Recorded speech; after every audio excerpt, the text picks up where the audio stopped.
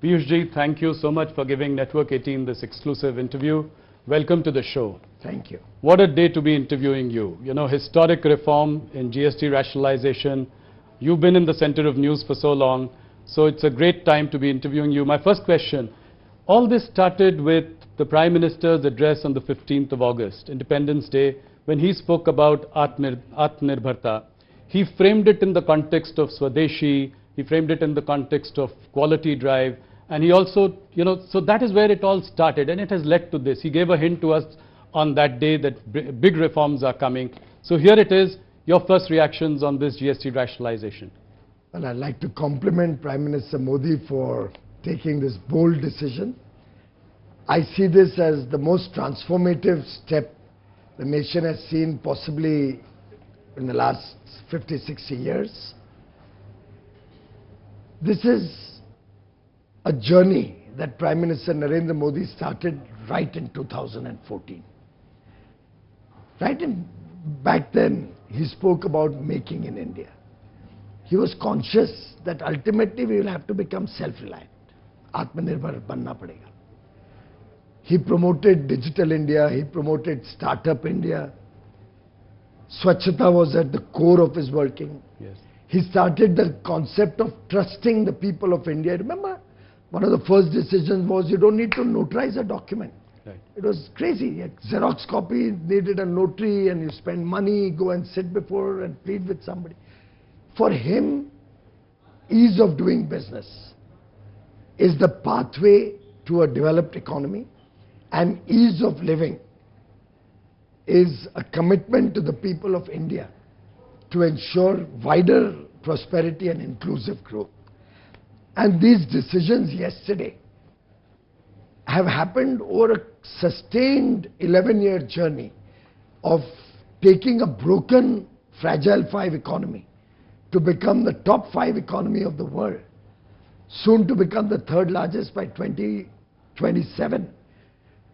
An economy that was low on growth, high on inflation, an economy that was starved of foreign exchange, with a completely broken banking system, an economy where there was no hope, investments were falling, Right. Our passport had no respect anywhere in the world. Inheriting that from the Congress, Prime Minister Modi, brick by brick, step by step, brought reforms, brought changes, showed that he trusted the people of India, focused on better quality of life for the poorest of the poor, through various initiatives, brought social security into their lives, got 25 crore people out of poverty, faced the crisis of COVID admirably, without letting the economy collapse as happened in many other developed nations. In fact, bouncing back so well that for 4 years now, we are the fastest growing large economy. Last quarter was 7.8% growth, Yes. with only 1.55% inflation. Who could have imagined, if you look back at 2014, Rahulji, Yes. that in a decade, this country will transform so rapidly, Right. so beautifully, and a foundation will be created on which a $4 trillion economy aims to become a $30 trillion economy by 2047. That, I think, is Prime Minister Narendra Modi's very astute handling of the economy, and these transformative steps that he had alluded to in his 15th August address, of course, is a labor of love. It's happened over many months of hard work. Yes. The Finance Ministry, Nirmala ji, the groups of ministers from the states, Absolutely. the groups of secretaries, all working, recognizing that now compensation cess will no more be required.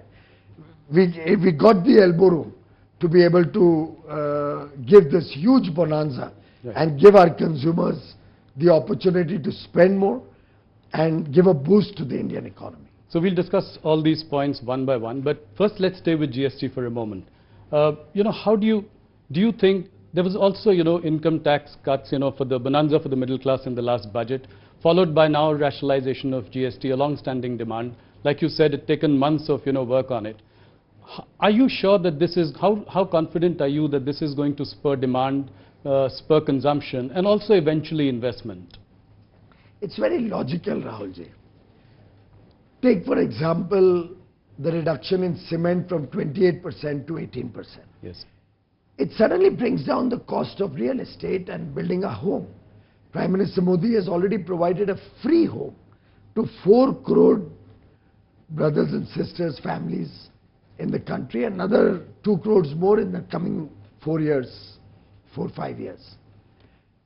A reduction in cement price also helps the middle class now get the ability to own an affordable home.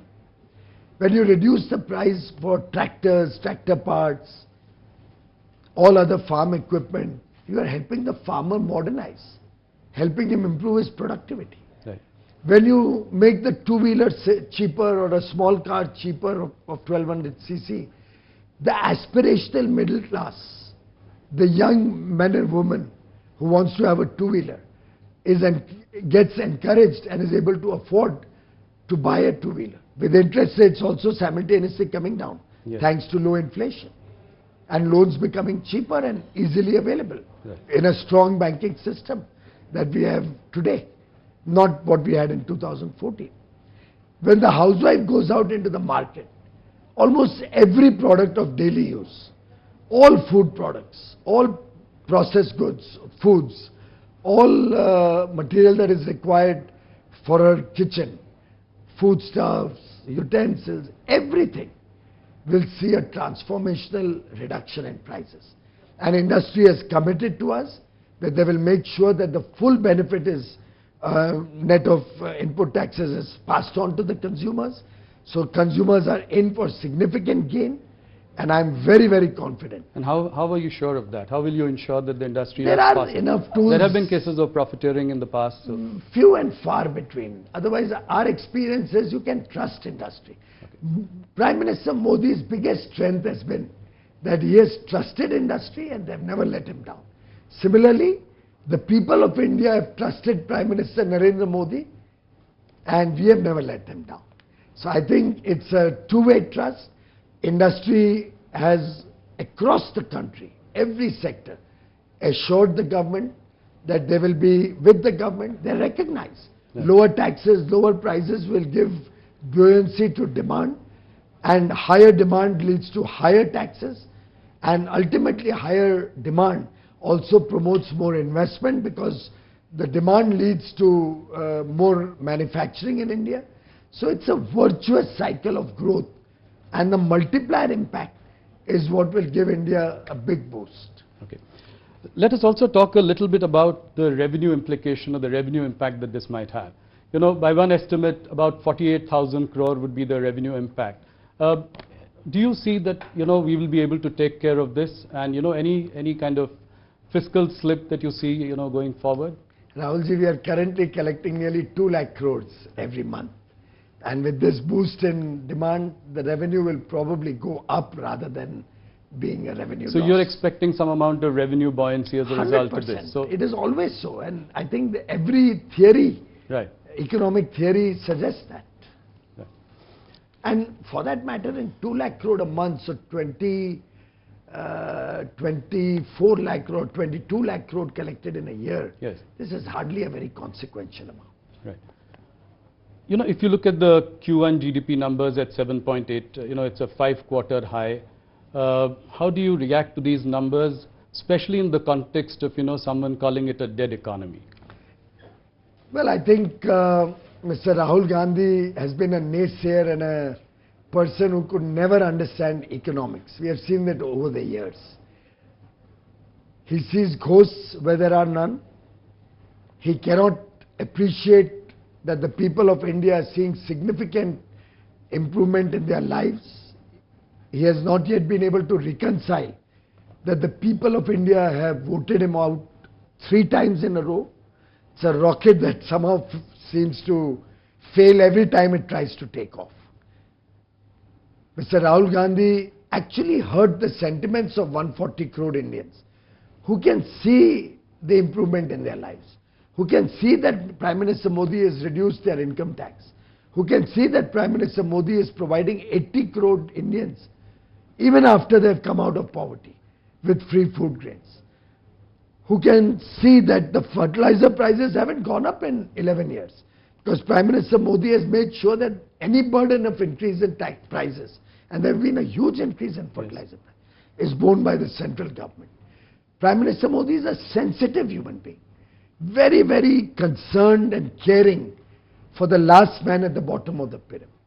Right from day one, he worried about their social security. Right from day one, he committed his government to the poor, to the marginalized sections, to the unbanked sections of society. After all, what was Jan Dhan account? He made the bank doors open for every citizen of this country. Right. What was Ayushman Bharat? And finally, even everybody above 70 getting free healthcare. So today, 65 crore, 62 to 65 crore brothers and sisters, and everybody above the age of 70 included, is eligible for free healthcare.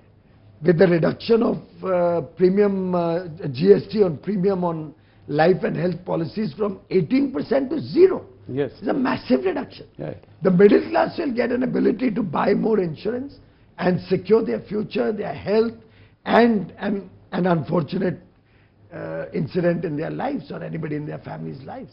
So I think it's a very concerted effort over the years in a very smart fashion, while making sure the sanctity of the fundamentals of the economy remains strong, while making sure we don't slip back, Right. but only power on for a brighter and brighter future for every Indian in India.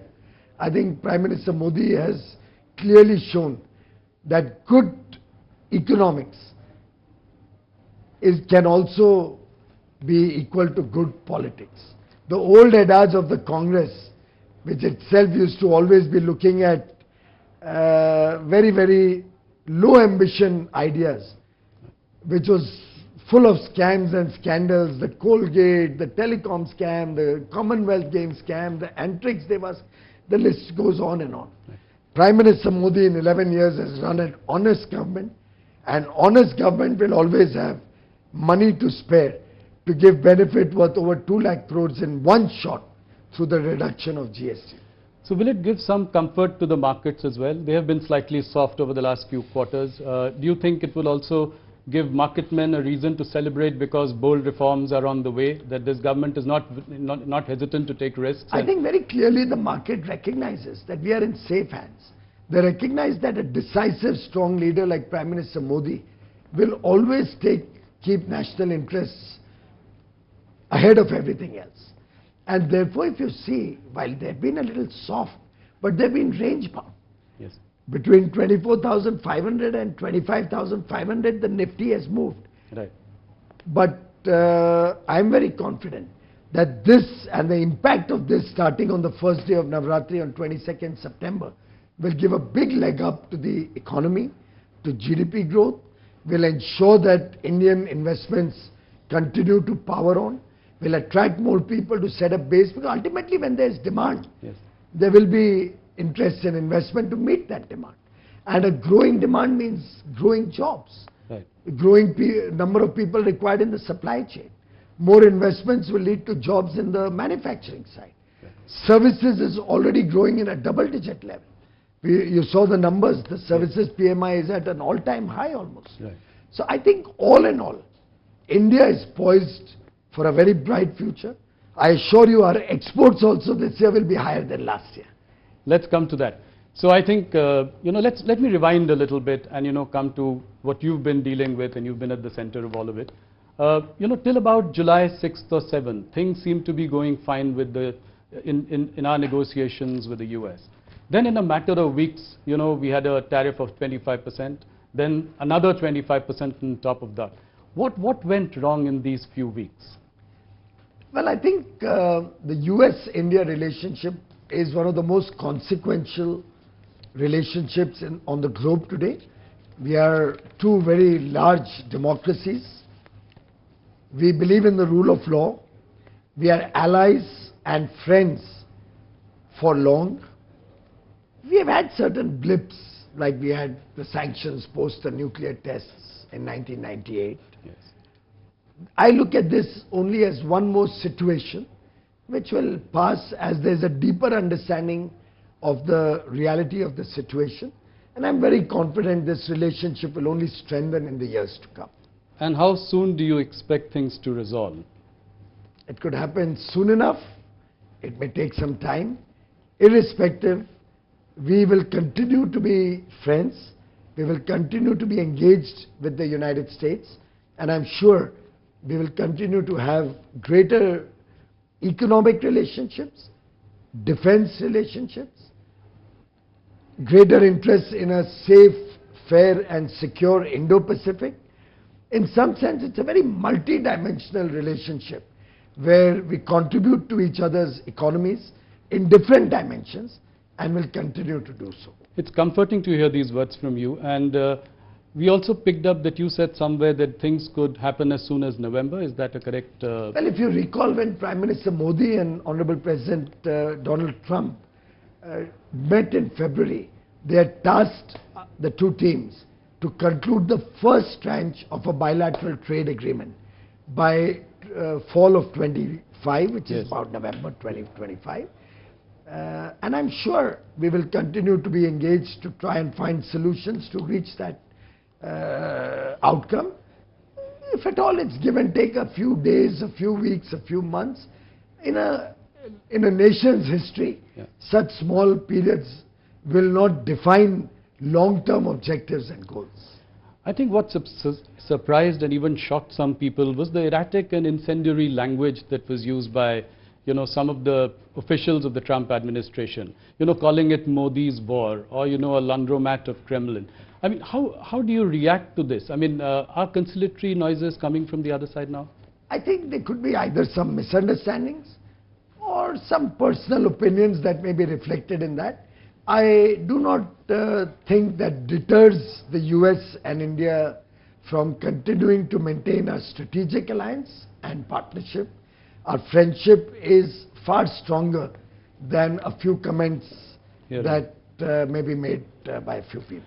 China in the beginning had retaliated with retaliatory tariffs. Would India do anything like that? Well, India is a patient country, and I believe we should give it every effort to come to a better, deeper understanding within the framework of international trading laws. And therefore, I think we have always believed in dialogue, in diplomacy, and an effort to strengthen rather than weaken relationships. So President Trump has recently said that, India has offered to cut tariffs to zero and time is running out. What do you say to that?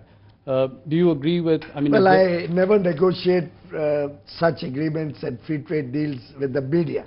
We negotiate behind closed doors, and once the negotiations are complete, we'll certainly come back to you. Okay. So what are the red lines? Which are the no-go areas for you?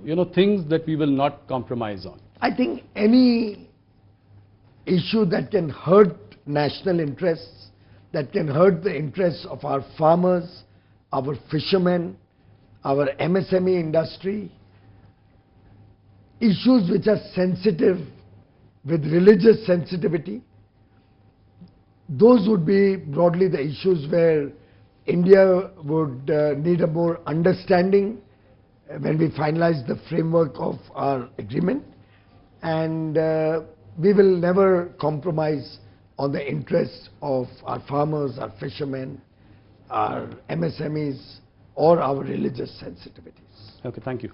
A US court has recently ruled that President Trump has no authority to impose tariffs, including on India. How would that impact our talks going forward? Those are internal processes, legal processes in the US, and will be sorted out by the US government. We have no role to play in that. But ours is an effort to reach a far more sustaining and long-term, fair, equitable and mutually beneficial agreement and partnership, and we continue to be focused on that. Okay. Piyush, let's move to some of your priority areas. Take us through your thinking, some of the things that you are doing. For instance, the Jan Vishwas bill. Can you throw some light on that? What is priority for you and the government at the moment?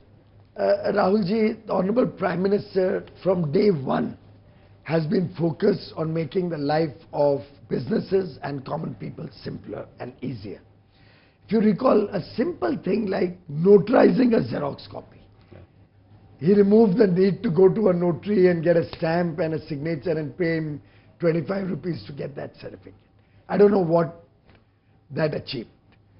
Prime Minister Modi just did away with it. He said, I trust my people.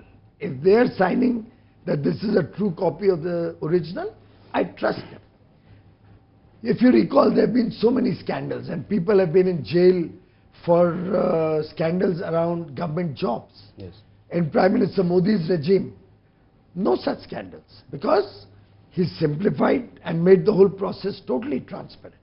For example, now the class 3 employees don't have to go through an interview. It's on merit based on their written exam and their academic performance that they can get a job. The whole nation today has the confidence that when they, or those who desire to have a government job or a job in the railways or a PSU, will not be discriminated against. Nobody has to use influence or any rent seeking to get a job. This honesty in government has helped us earn the trust of the people, and Prime Minister Modi has always trusted industry, business, entrepreneurs, the youth, the people of India, the citizens of India. And therefore, throughout his tenure, he has tried to decriminalize laws. For small misdemeanors, you don't need to go to jail.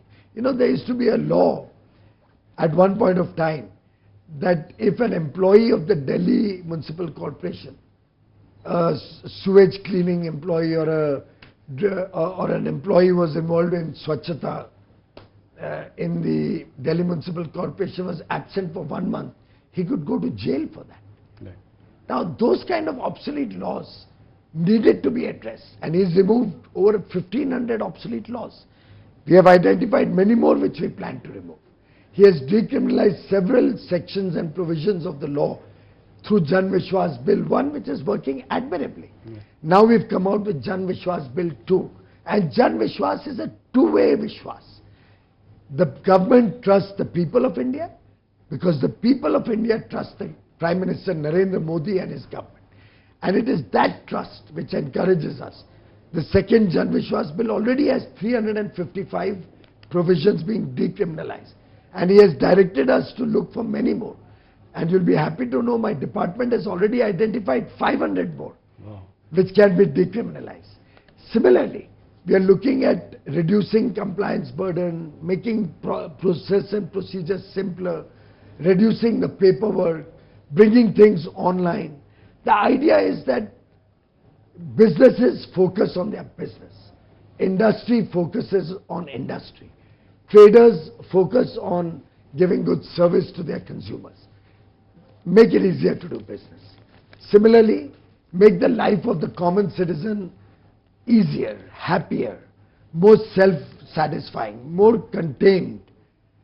And I think ease of living is at the core also of the GST reforms. Absolutely. I think compliances and, it is at the core of this. One more thing about, what is your message to the exporters? The real pain in the short term is being felt by them. Will you make it somewhat possible for them to sell in India? Will it be a possibility? And what steps are you taking to do that? Well, fortunately, the timing of the GST reduction at such massive levels couldn't have been better. This will give a big impetus to domestic demand, which will help some of the exporters who may lose a part of their business. Will you make it easier for them to do so, because they can't? We are even trying to make connects. So, for example, when I recognized that garment industry could face some stress, I called up the Tatas who run the whole Zudio and the West Side. And I'm going to be talking to all other high street malls or retail large-scale outlets to see if they can help these garment exporters by buying their produce and making it available at affordable prices. So high quality at affordable prices, now at reduced GST rates, will make it a great story to run. So you will remove the restrictions on them to sort of... Absolutely. We are trying to make it easier that they can supply in the domestic market. It's a part of one of the reforms we are working on. Similarly, I'm in dialogue with 50 countries. Our missions are working in 50 countries which we have identified through data analytics and artificial intelligence on the data of import and export of all other nations to identify where our products, which will need a market, can be offered, and in lieu of that what we can buy from those countries who may also be stressed similarly. Yes. So for example, the UAE minister and I, over our meetings on Friday, Saturday last week, identified people, identified areas. He already connected us with his people there who can help our textile sector get an entry into the Gulf and into all of Africa. He sent me connects with the seafood industry there. I'm mounting a delegation to visit UAE to connect with those people. 18th, 19th, we have the high-level task force on investments dialogue in UAE, where I'll be taking a large business delegation, identified sectors where we can support our exporters to get new markets. We'll be looking at fast-tracking our free trade agreements in other regions. We are doing a second tranche with Australia. We'll soon announce closure of Oman. New Zealand will also close by the end of the year. My Commerce Secretary was in Brussels last 2 days. Their teams are down on Monday for the next round of negotiations. The Trade Commissioner of European Union, Maros Sefcovic, will be in India on the 11th and will be spending 3 days together to speed up and conclude the European Union FTA. So I have the 4-nation FTA, EFTA, Switzerland, Iceland, Norway and Liechtenstein, which comes into effect as near as 1st of October. I see. As soon as Navratri gets over, or on the last day of Navratri, we'll have the EFTA agreement come into force. UK has been executed. Oman will be announced. Chile, Peru, Eurasia terms of reference are finalized. By 4th or 5th of October or 6th of October, I am in Qatar to finalize terms of reference with Qatar. The Prime Minister of Singapore is in India today. Yes, I believe you had lunch with him. We had lunch and we had extensive discussions with their teams to see what we can do, and they've already committed to take in more chicken and eggs and poultry.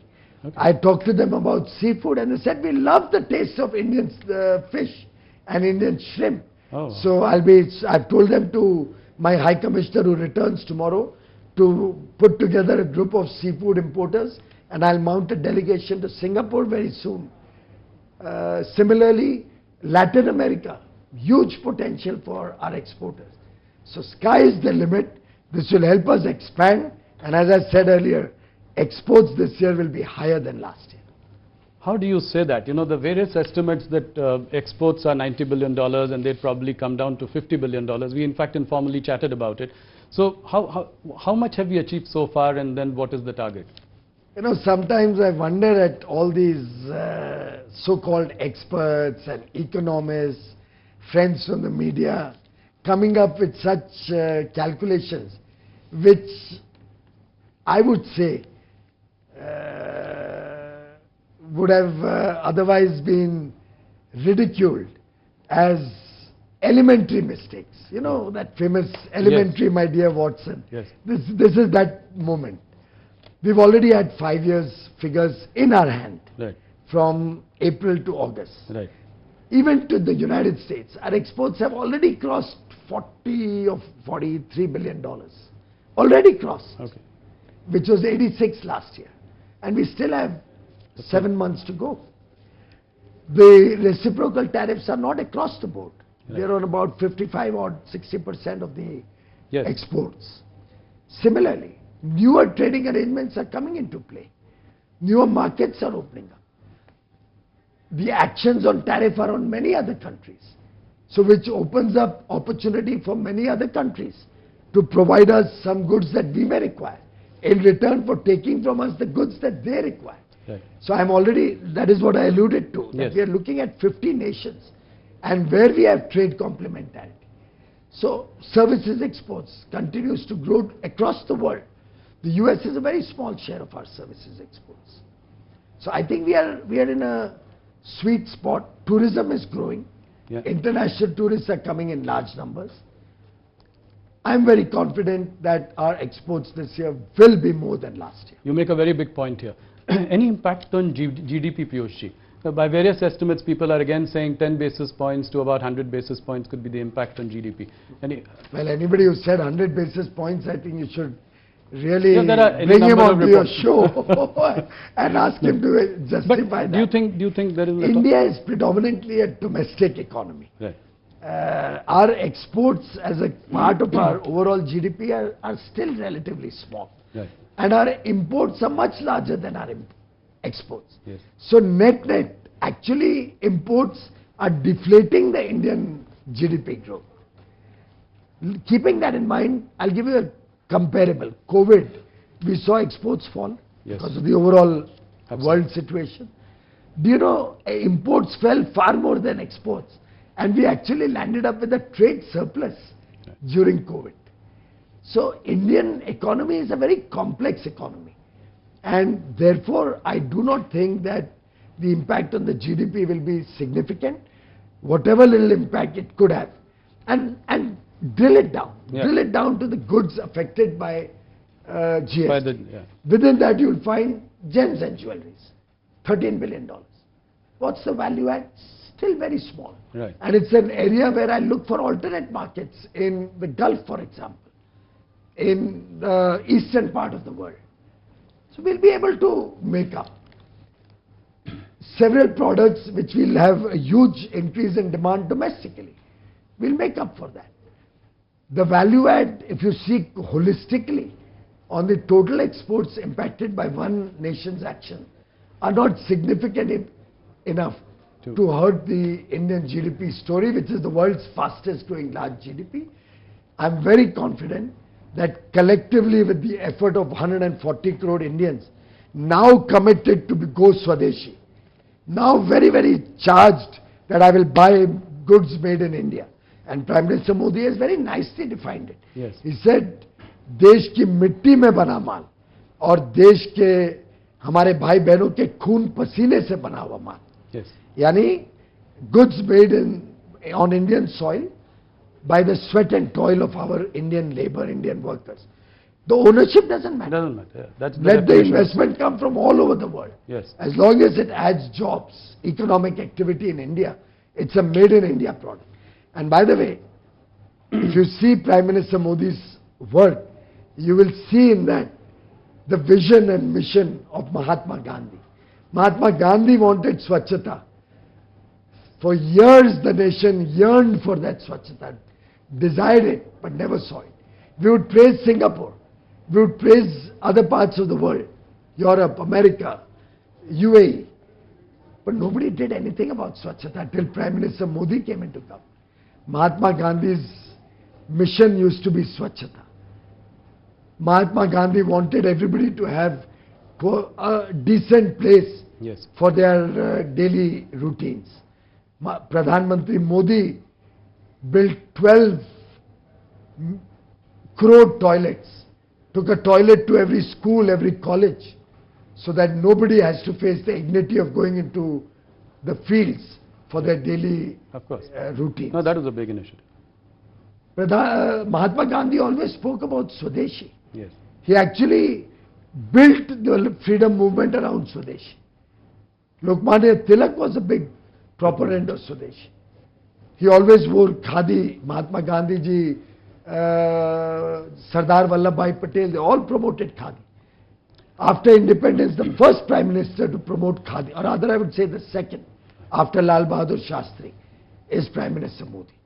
And relentlessly he has promoted khadi. Relentlessly he's been in the pursuit of Swadeshi. Absolutely. And now the nation has risen as one to promote Swadeshi. I appeal through your channel. Yes. All our Indian brothers and sisters, all viewers of Network 18, please commit yourself to Swadeshi. Please commit yourself to buying made in India goods. Whatever may have happened in the past is fine. At least in the future, let's all go for Swadeshi.